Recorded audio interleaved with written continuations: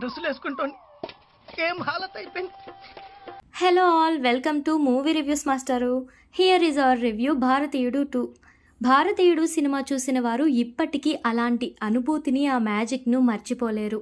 అలాంటి గొప్పగా మైమరిపించిన ఆ సినిమాపై ఉన్న అంచనాలతో భారతీయుడు 2 సినిమాకు వస్తే కొంత నిరాశపడే అవకాశం ఉంటుంది.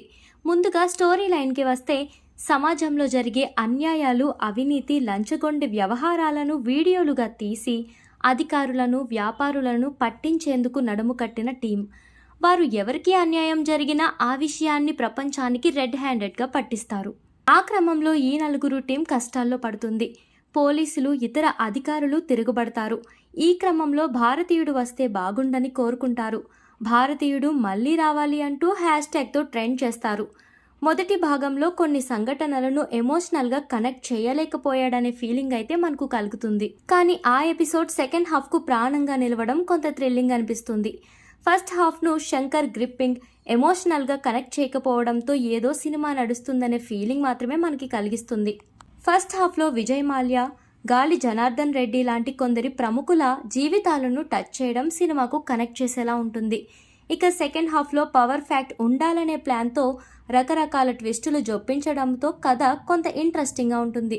ఇక సిద్ధార్థ్, రకుల్ లాంటి పాత్రలకు సంబంధించిన ట్విస్ట్ అయితే క్లైమాక్స్లో చేజింగ్గా సీన్ నిడివి అవసరమైన దానికంటే ఎక్కువే ఉందనిపిస్తుంది. పర్ఫార్మెన్స్ కోసం మాట్లాడితే సిద్ధార్థ్, ప్రియా భవానీ శంకర్, బాబీ సింహ పాత్రలు పర్వాలేదనిపిస్తాయి. కానీ ఎమోషనల్గా ఆ క్యారెక్టర్ల ట్రావెల్ కాలేవు. ఇక సెకండ్ హాఫ్లో సిద్ధార్థ్, ఆయన తల్లి మధ్య ఎపిసోడ్ ఉద్వేగానికి గురిచేస్తుంది.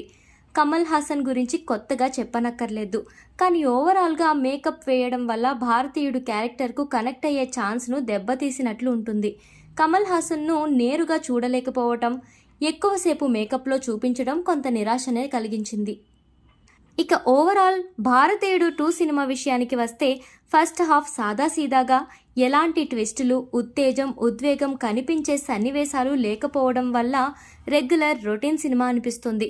సెకండ్ హాఫ్ను కొంత మేరకు గ్రిప్పింగ్గా చెప్పడం వల్ల ఫస్ట్ హాఫ్లో ఉన్నంత అసంతృప్తి తగ్గడానికి దోహదపడినట్లు అనిపిస్తుంది. ఇక భారతీయుడు మూవీలో ఉండే మ్యాజిక్ ఈ సినిమాలో ఆశిస్తే నిరాశపడొచ్చు. రకుల్ ప్రీత్ సింగ్ రోల్ ఏమాత్రం ఆకట్టుకోదు. సిద్ధార్థ్ ఎమోషనల్ సీన్లలో రాణించాడు.